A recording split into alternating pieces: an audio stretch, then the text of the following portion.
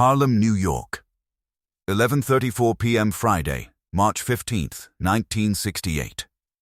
The rain hammers Lenox Avenue like bullets on concrete. Streetlights blur into watercolor smears against the black asphalt.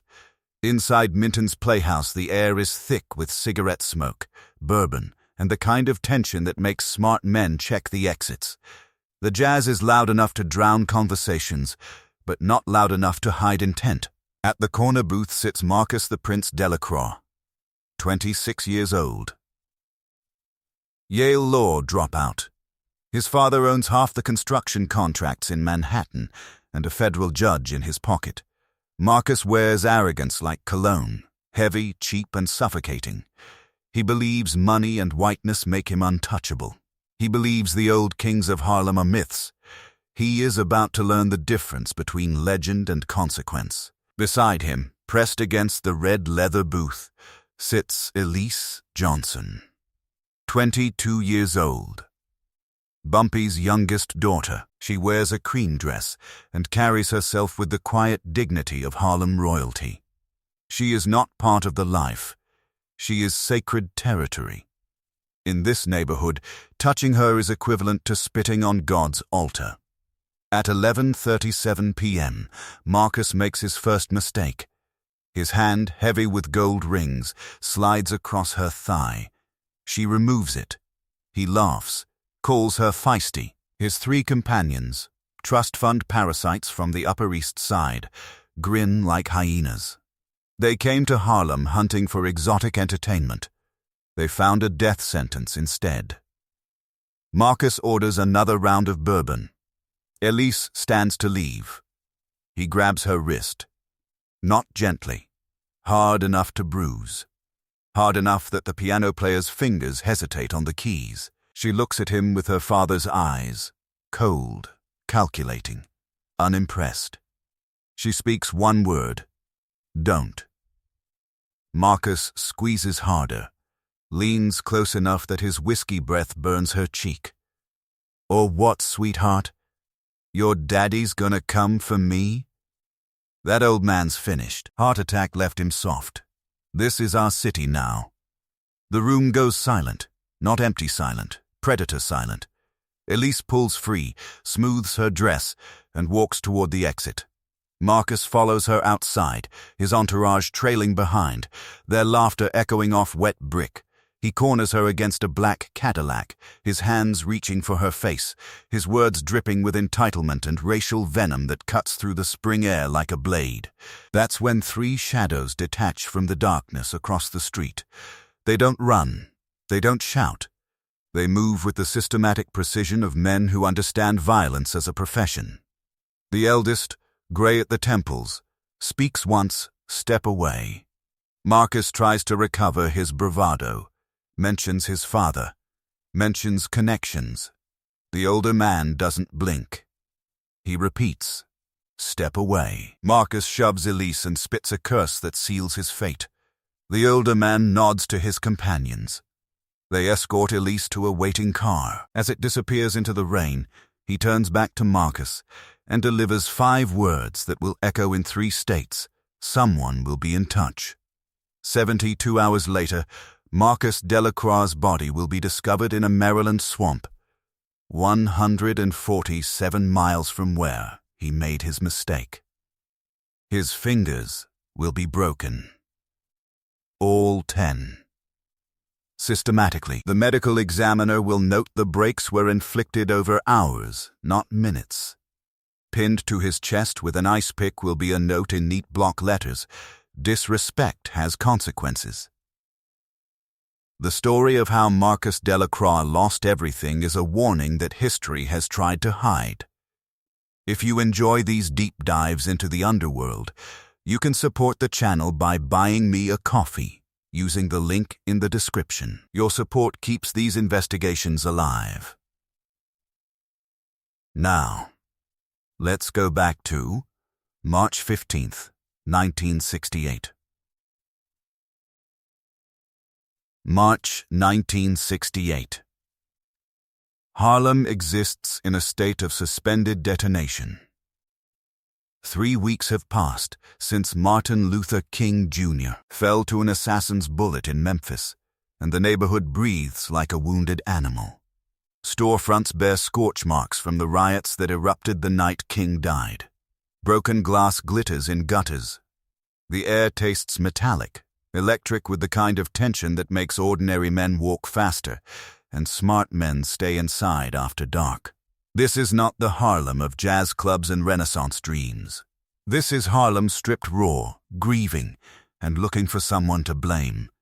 In this powder keg sits Ellsworth Bumpy Johnson, like a king on a throne made of respect and fear. 61 years old now, his body betraying him in ways his enemies never could. The heart attack 6 months ago should have killed him. Instead, it left him slower, thinner, more efficient.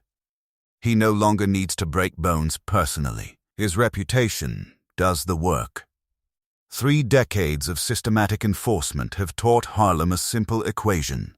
Cross Bumpy Johnson, and consequences arrive with mathematical certainty. He controls the numbers rackets, the protection operations, the flow of money through Black Harlem with the precision of a corporate executive. But unlike the white mobsters downtown, Bumpy operates by a code. He keeps hard drugs out of school zones. He ensures black businesses pay fair protection rates, while white interlopers pay triple. He is judge, jury, and occasionally executioner in a neighborhood the legitimate legal system abandoned generations ago. At the center of Bumpy's world exists a boundary more sacred than any territory line. Family. Specifically his daughter Elise. 22 years old, Columbia University graduate, studying for her master's degree in education. She represents the clean break, the legitimate future Bumpy is building toward. Elise has never been part of the life. She attends charity functions, teaches reading to neighborhood children, dates appropriate young men from appropriate families. In Harlem's unwritten constitution, she is untouchable, not because of fear alone, but because the community understands what she represents. To harm Elise Johnson is to spit on the possibility of redemption itself. Marcus Delacroix understands none of this. 26 years old and stupid with privilege, he is the son of Richard Delacroix, who owns the construction company currently acquiring condemned Harlem properties at predatory rates. Marcus views Harlem as his father views it: territory to be conquered, resources to be extracted, people to be displaced. For 6 weeks now, he has been testing limits like a bored child poking a chained dog, shortchanging black vendors, confident they won't call the police, making obscene comments to waitresses who can't afford to lose their jobs, driving too fast down blocks where children play, laughing when old men curse him from the sidewalk. Every act is a small experiment in humiliation. Every experiment returns the same result: no consequences. He interprets silence as weakness. He confuses patience for permission. But Harlem is not deaf. Harlem is watching. Miss Dorothy, who runs the beauty salon on 125th Street, tracks his movements. The numbers runners report back to their bosses. The old men playing chess in Marcus Garvey Park shake their heads and mutter about young fools who don't know history. Everyone recognizes the pattern. Everyone knows who Elise Johnson is.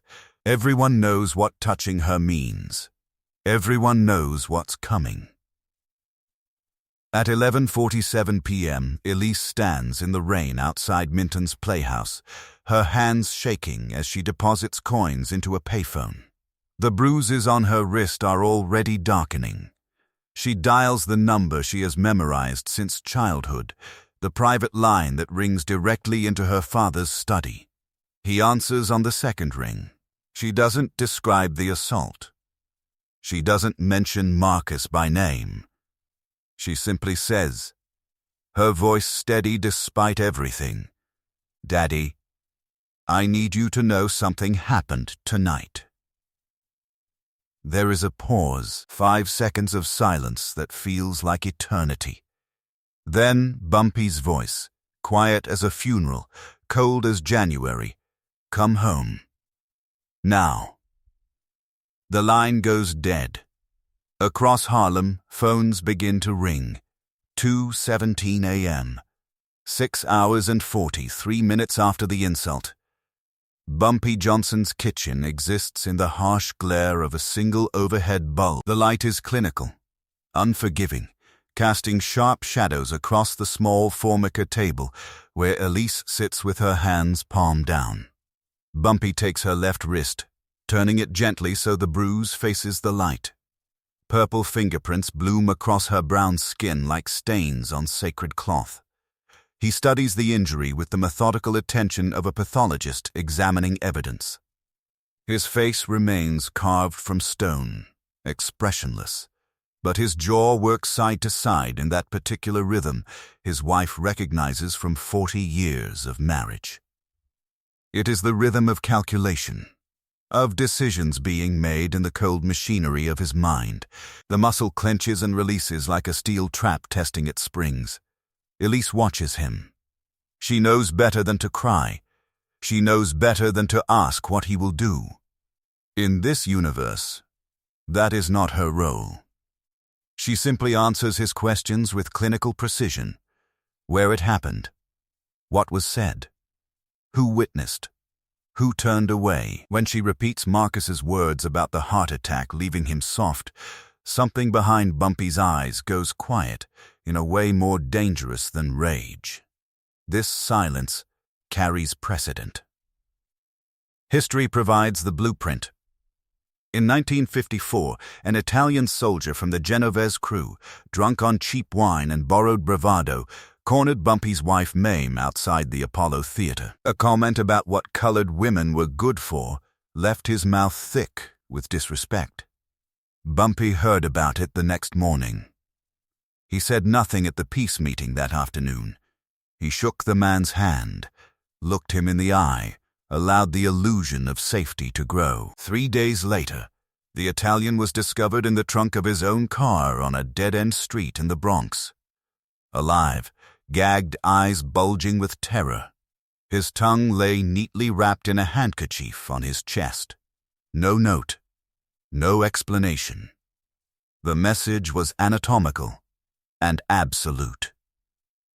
Then came 1962. A corrupt vice detective named Patterson planted heroin on Bumpy's teenage nephew during a routine stop, hoping for a promotion and a payday from the arrest.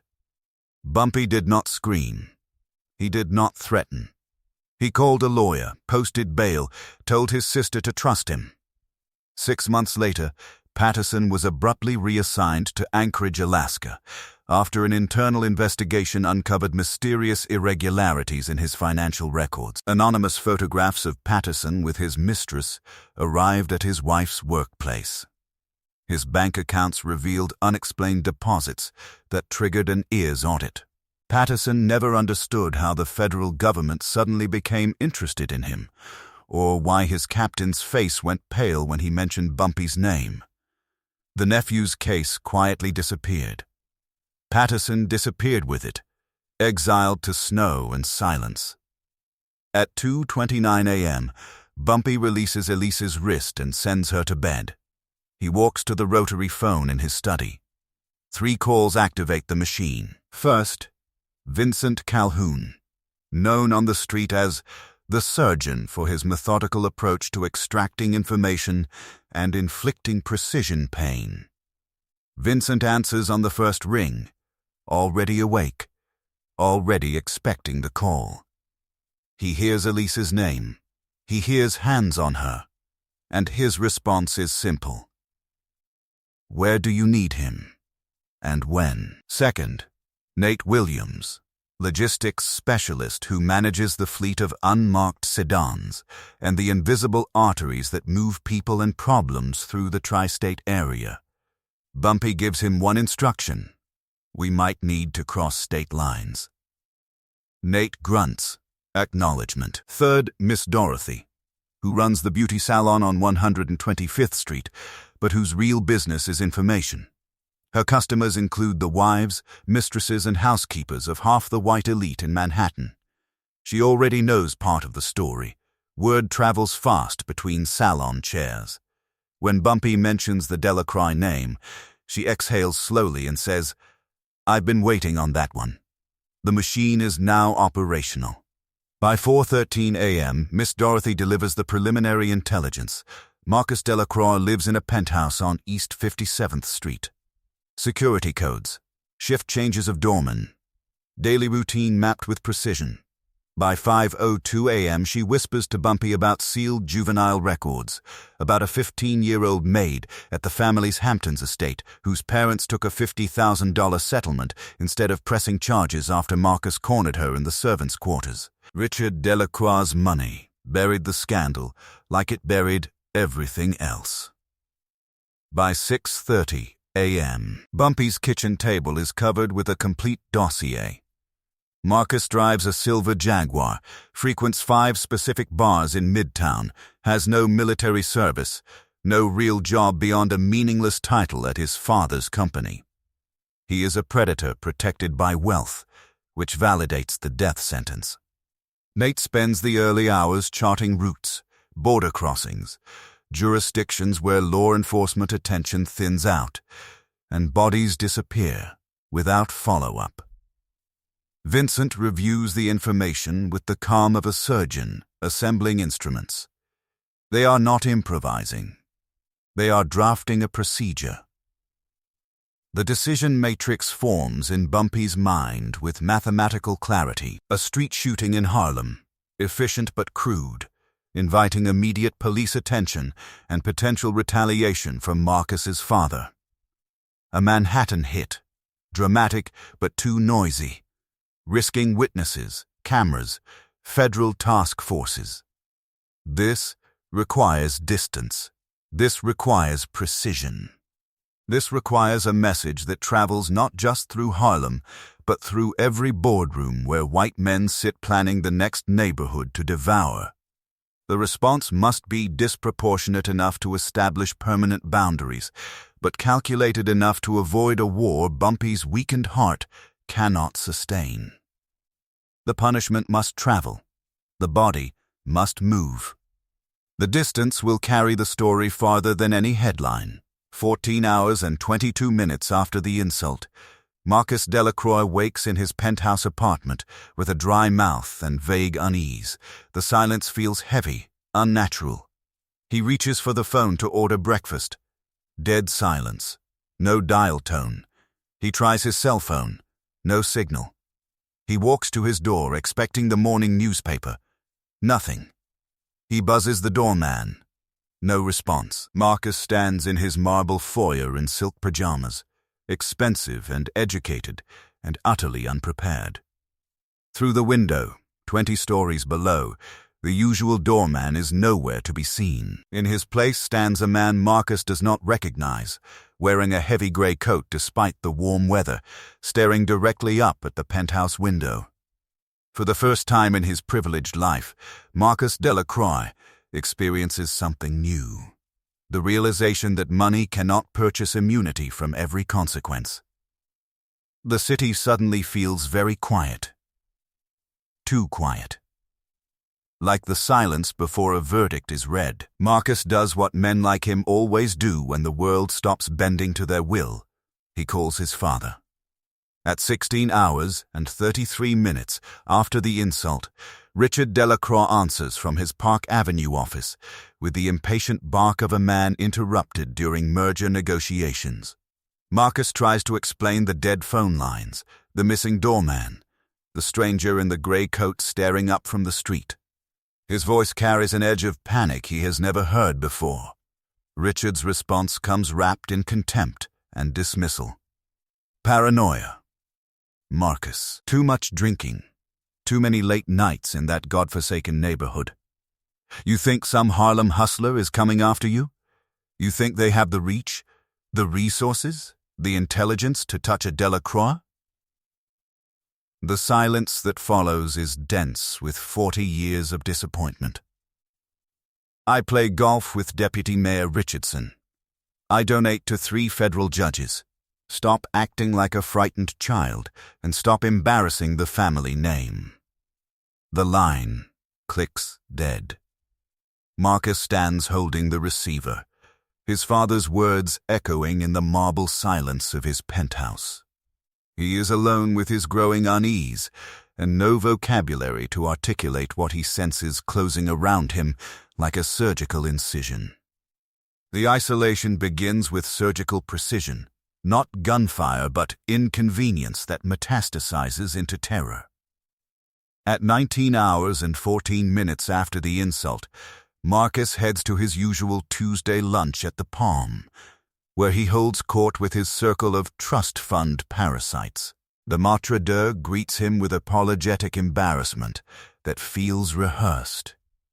Water main break, closed for emergency renovations. Reopening date uncertain. Marcus walks 3 blocks to his backup location. Same story, different excuse.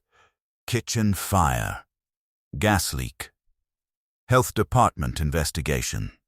By Wednesday morning, his friends stop returning calls entirely. One finally answers, voice tight with unexplained nervousness, claiming a family emergency requires his immediate attention upstate. Another mentions a sudden business opportunity in California that cannot wait. What Marcus doesn't know, each of them received an anonymous call the previous night. Calm male voices delivering no threats, just information. Details about their hidden vices, their wives' medical records, their investment portfolios. A suggestion, framed as friendly advice for your own safety.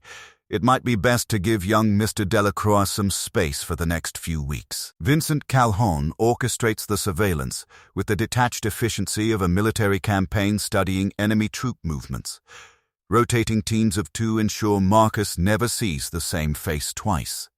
A delivery driver in brown uniform Monday morning reading shipping manifests while Marcus exits his building. A businessman with a Wall Street Journal Tuesday afternoon, folding and refolding the same page while Marcus buys cigarettes. A jogger in Central Park Wednesday evening, stretching against the same tree for 20 minutes while Marcus sits on a bench, sweating despite the cool air. They map his movements with mathematical precision. Departure time from the penthouse, preferred routes to Midtown, duration of stops at each location, patterns of agitation. They photograph him from multiple angles, document his increasingly erratic behavior, build a complete psychological profile. Marcus feels the weight of observation without identifying its source. He catches himself checking over his shoulder, studying faces in crowds, jumping at unexpected sounds. The paranoia his father mocked becomes a living thing crawling beneath his expensive skin. At 31 hours and 22 minutes after the insult, the psychological warfare escalates from observation to active harassment. Marcus discovers all 4 tires on his silver Jaguar slashed in the underground garage, not random vandalism, but systematic destruction executed with professional precision. Each tire bears identical cuts, deep into the sidewall, mathematically unrepairable. The security attendant shrugs with practiced ignorance, claims the cameras malfunctioned during the night, offers a tow truck number with suspicious efficiency. By Thursday afternoon, Marcus's credit cards begin failing at strategic moments. Transaction declined at a Madison Avenue tailor. Account frozen at his favorite liquor store. Suspicious activity flagged. The bank representative explains with scripted sympathy. Temporary freeze pending investigation. No timeline for resolution. Marcus, whose entire existence runs on invisible lines of credit and family name, feels the ground shifting beneath his Italian leather shoes. His favorite restaurant, where reservations materialize through whispered phone calls, suddenly claims they are fully booked for the next 3 months. The hostess, who usually fawns over him with professional desperation, meets his outrage with blank politeness. Perhaps you could try somewhere else, Mr. Delacroix. We're undergoing some changes to our clientele. All of this is orchestrated by Vincent with the methodical patience of a surgeon preparing for a complex operation. The goal is not to harm Marcus yet, but to strip him of comfort, to peel away illusions of invincibility layer by layer.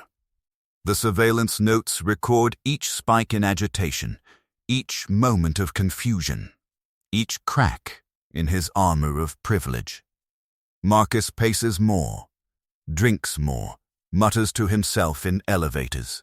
The predators read his deterioration like meteorologists tracking storm patterns. At 41 hours and 17 minutes after the insult, the trap presents itself when Marcus is ripe for manipulation. He sits alone at a midtown bar he has never visited before, chosen specifically because no one there knows his name or his shame. He is on his third bourbon, nursing paranoia and wounded pride, when she arrives. Mid-20s, poised, attractive in a way that suggests education rather than desperation. She introduces herself as Catherine, a sociology doctoral student at NU, researching urban development and gentrification patterns in historically black neighborhoods. She sits one stool away, orders a modest wine, pulls a thick academic text from her bag. The title catches his eye: Racialized Development and Capital Displacement in Urban Communities. Bait designed specifically for his ego and expertise. Their conversation begins with casual intellectual friction. She pretends not to recognize his last name until the third mention, then acts impressed but not intimidated. She claims she is writing her dissertation on power dynamics in urban real estate acquisition and needs someone on the other side of the equation to interview. Someone who understands capital, zoning laws, political leverage. Marcus, starved for relevance and validation, straightens in his chair. Finally, an arena where he still commands respect. She listens with apparent fascination as he expounds on his father's business empire, on the opportunities in Harlem, on his vision for cleaning up the neighborhood through strategic development. He dresses exploitation in the language of urban progress. She nods as if he is revealing profound insights. She laughs at his mediocre jokes. When he hints at recent trouble, at someone misreading a situation in Harlem, she touches his hand with practiced sympathy and suggests that maybe he should get out of the city for a weekend, clear his head. Atlantic City, she mentions casually, is quiet this time of year. Anonymous, relaxing, perfect for unwinding and continuing their conversation somewhere more private. It sounds like safety. It sounds like control. It sounds like vindication of his father's dismissive confidence. Marcus's arrogance, that fatal inheritance of generations of privilege, completes the snare. Men like him believe consequences are temporary inconveniences that money and connections eventually resolve.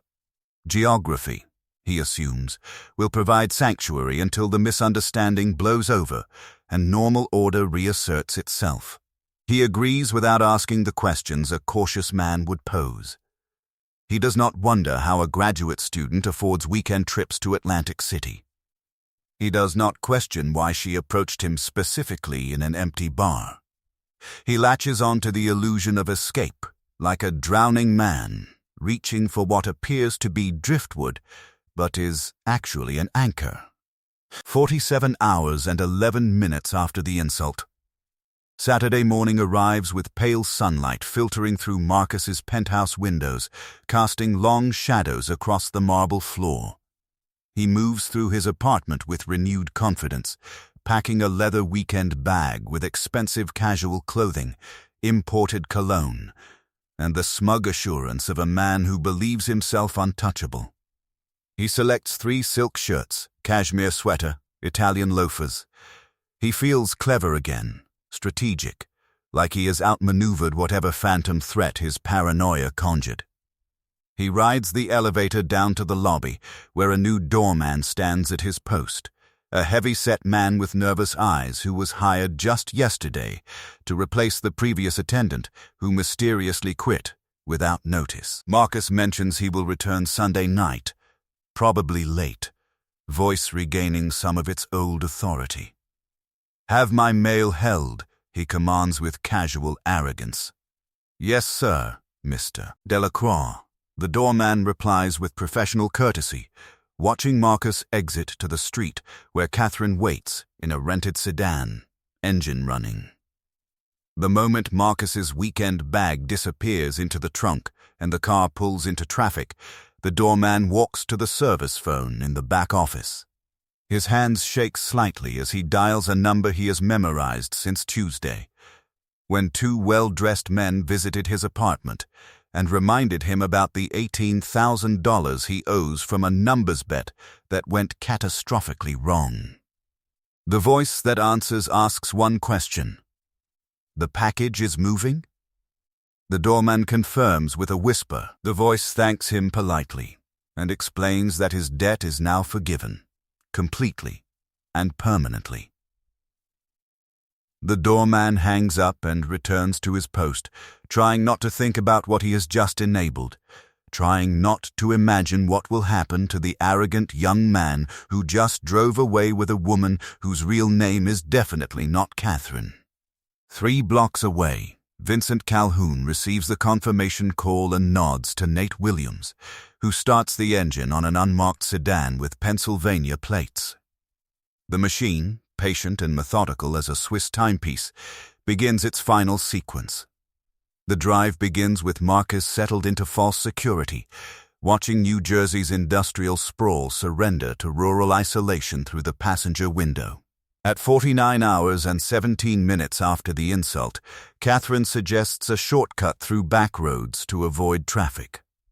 Marcus agrees without question, too absorbed in explaining his father's political connections to notice when the GPS loses signal or when the last gas station disappears behind them. The sedan follows increasingly narrow roads through pine forests and empty farmland, each turn taking them deeper into geographic anonymity where cell towers do not reach, and state trooper patrols occur twice per shift. At 52 hours and 34 minutes after the insult, the engine develops what Catherine describes as radiator trouble. Steam hisses from beneath the hood as she guides the vehicle onto the shoulder of a dark country road where the nearest house sits invisible beyond acres of fallow fields. Marcus steps out with theatrical annoyance, the inconvenience disrupting his weekend escape fantasy. He never notices the van that had been trailing them at measured distance, headlights dark, rolling to a silent stop 30 yards behind. The extraction consumes exactly 1 minute and 47 seconds. Professional, surgical, complete. A chloroform-soaked cloth covers Marcus's face before his first protest escapes.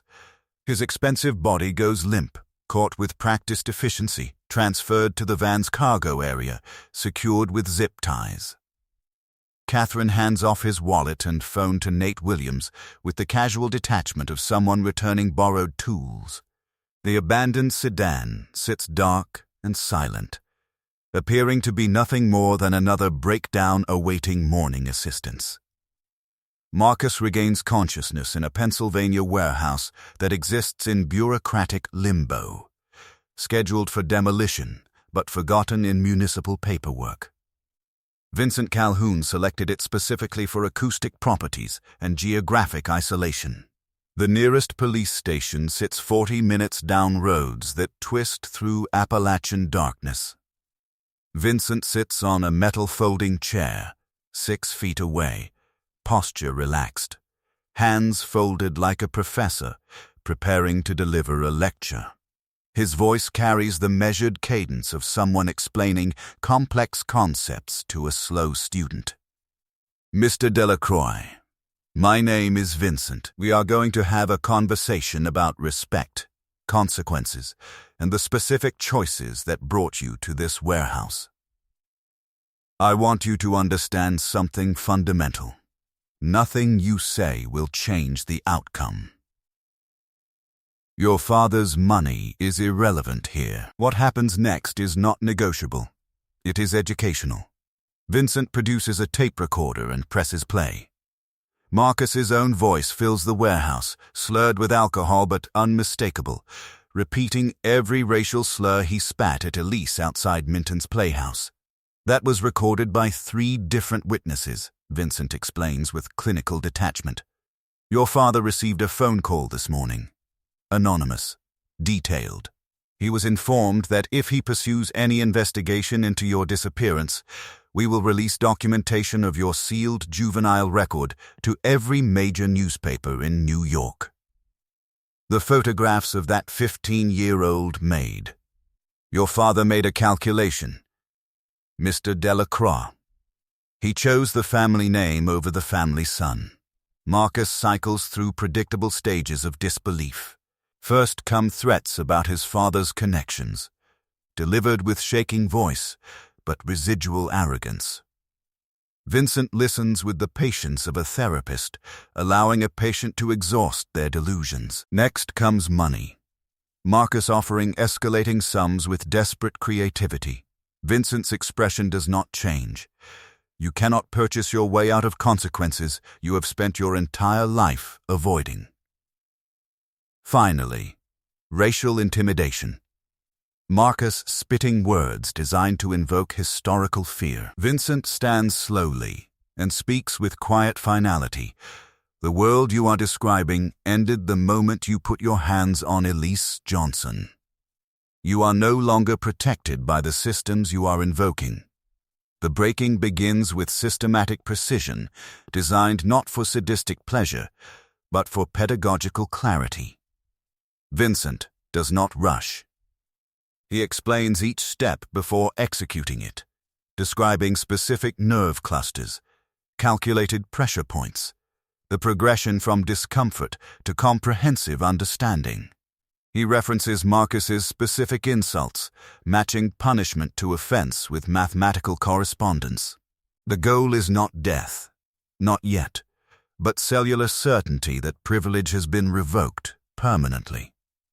Between sessions of instruction, Vincent sits at a small folding table and carefully prints block letters on clean white paper with a black marker.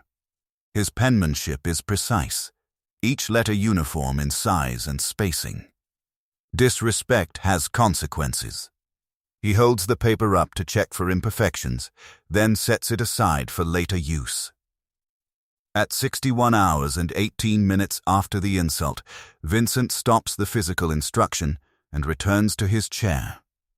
Marcus hangs forward in his restraints, consciousness flickering.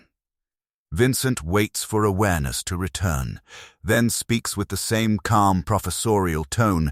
We are going for a drive now, Mr. Delacroix. You wanted to see what happens when you touch royalty. We are going to show you properly. Marcus understands with animal clarity that they are leaving Pennsylvania, crossing state lines with his broken body and that carefully printed note. This is not kidnapping. This is execution, proceeding with methodical patience toward its inevitable conclusion. The overnight journey unfolds in measured, anonymous miles through the arterial highways of the eastern seaboard.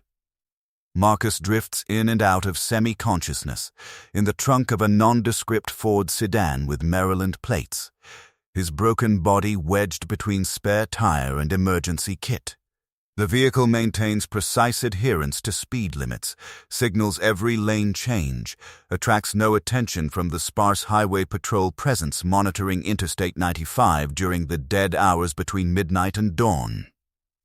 Engine vibration travels through metal and flesh, a mechanical heartbeat counting down the final hours of Marcus Delacroix's privileged existence. 200 miles north in Harlem, Ellsworth Bumpy Johnson sleeps peacefully in his bed, his breathing shallow but steady, his wife Mame beside him in the darkness of their apartment on 125th Street.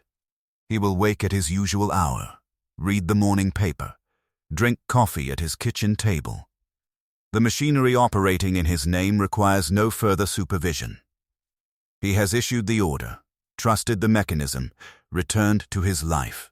This is how kings maintain deniability while ensuring justice. There is no anxiety in his sleep, only the quiet certainty of a debt being collected with compound interest. At 68 hours and 41 minutes after the insult, the sedan exits the interstate onto progressively smaller roads that deteriorate from asphalt to gravel to dirt. The final destination exists in the kind of geographic anonymity that transforms bodies into statistical footnotes. A remote Maryland swamp, where cypress trees grow from black water like ancient sentinels, where the nearest human habitation sits 5 miles away behind private property signs and locked gates. Vincent has used this location twice before, in 1961 and 1965, for problems that required permanent solutions beyond the reach of curious law enforcement. The ecosystem here operates with efficient indifference. What the water does not claim, the wildlife processes with natural thoroughness. The air hangs thick with humidity and decay, heavy enough to taste.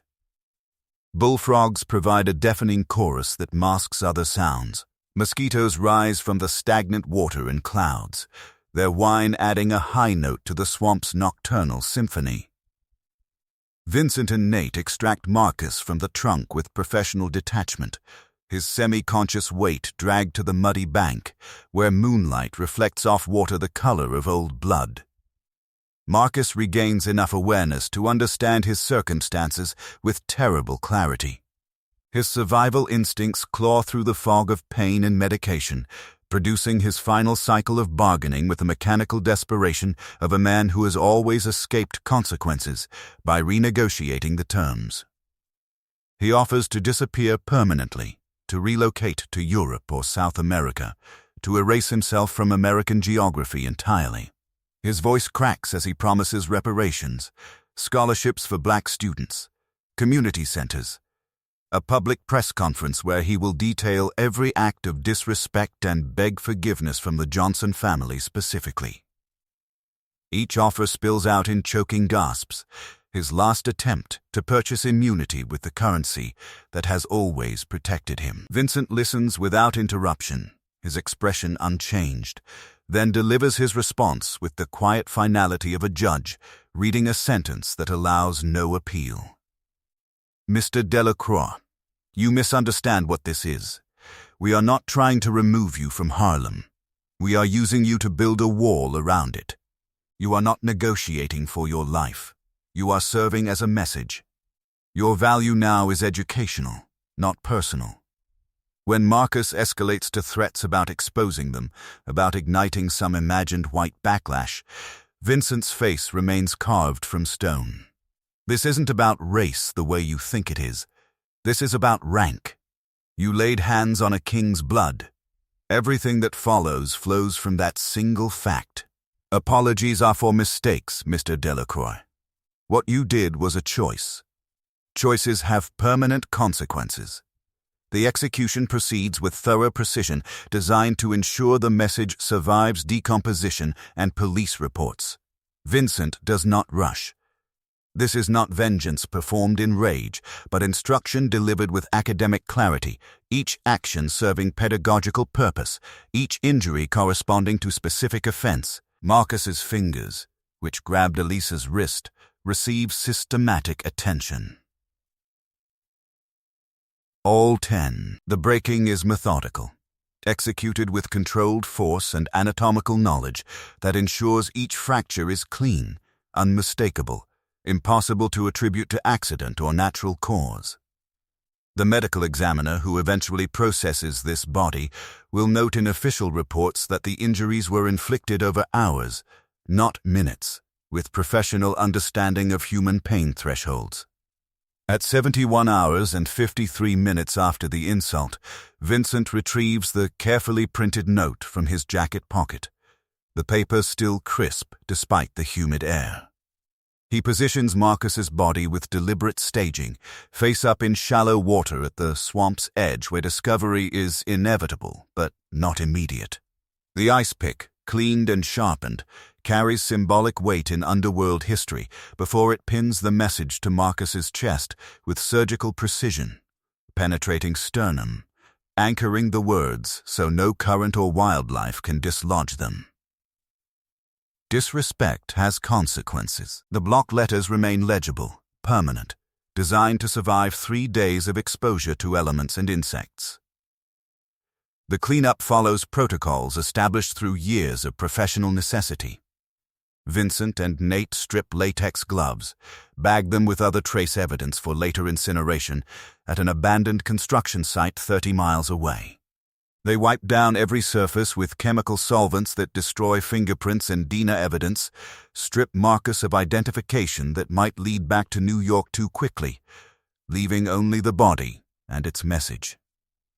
The Ford sedan disappears to a pre-arranged location where it becomes a cube of scrap metal before sunrise. They switch to a clean rental car with established paperwork, drive north on secondary roads that avoid toll booths and traffic cameras, establish alibis through carefully timed phone calls and receipts from diners along their return route.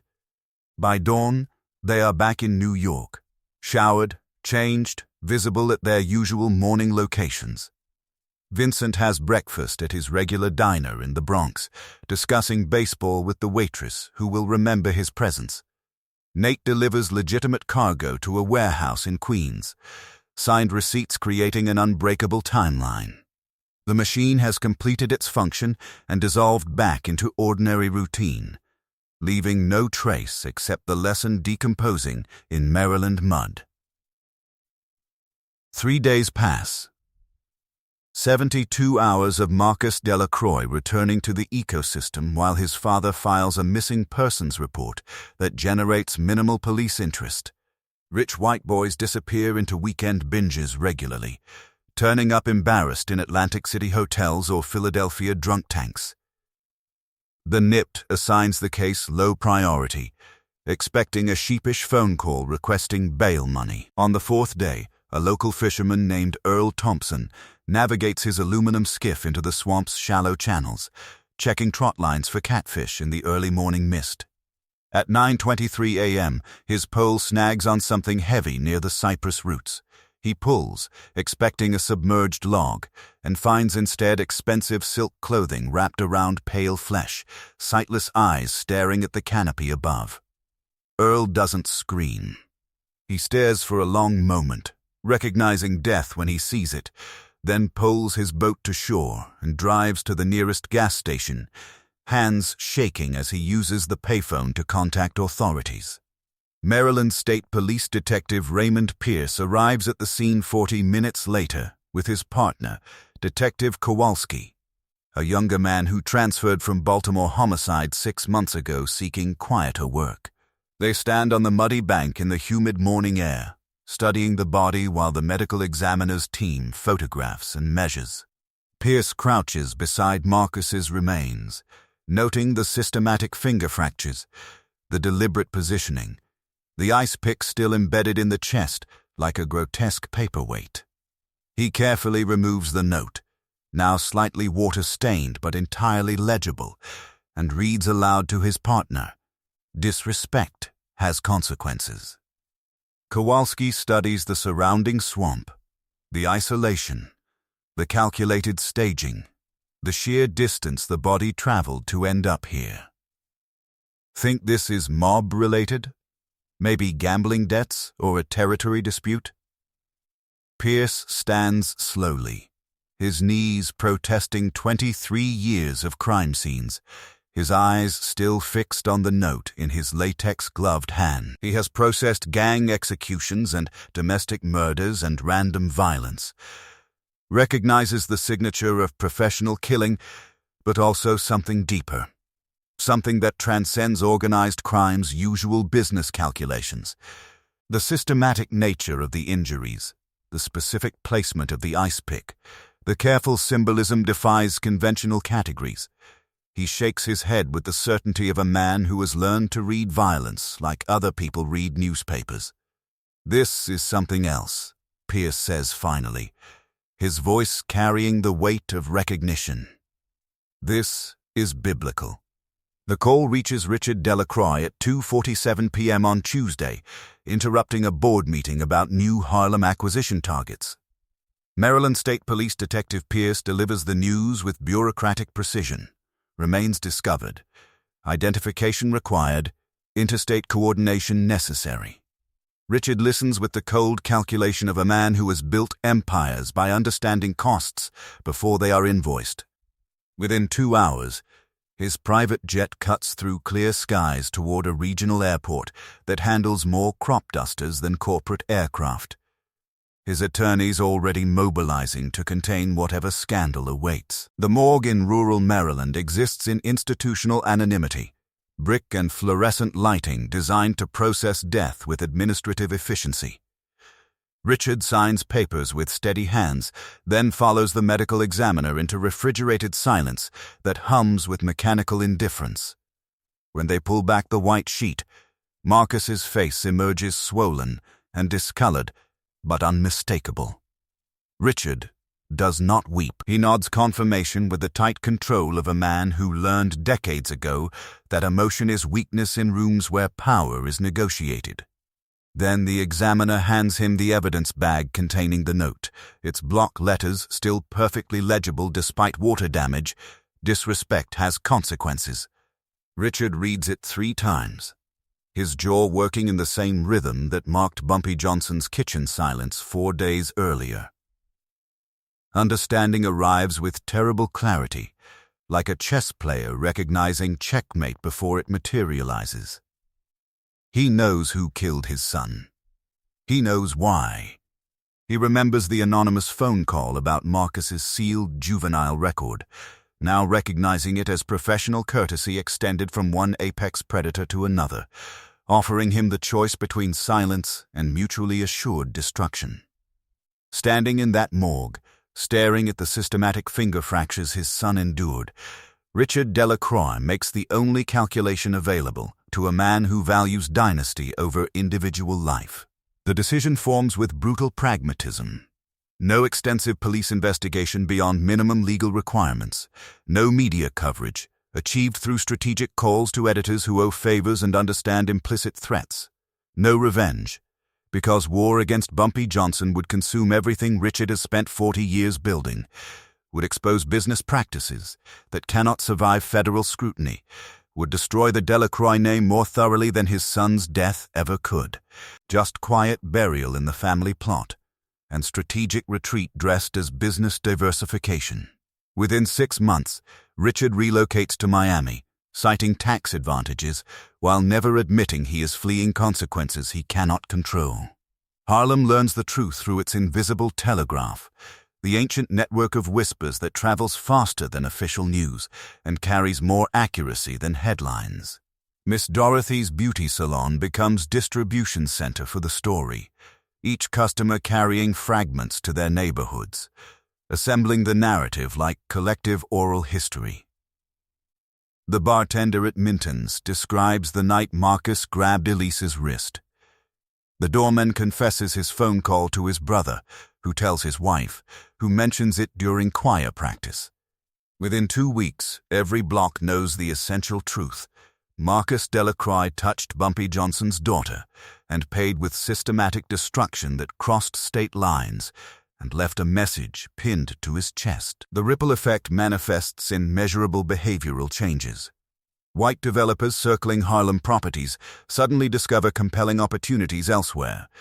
Zoning meetings that had been contentious battlegrounds become strangely cordial. Racial incidents drop to near zero as white men who previously treated Harlem as exploitation playground find urgent reasons to conduct business elsewhere. The invisible wall Vincent promised to build using Marcus's body stands firm through collective understanding that certain territories demand respect or exact terrible prices. Bumpy Johnson dies of massive heart attack 4 months later, July 7, 1968, collapsing at Wells Restaurant over breakfast.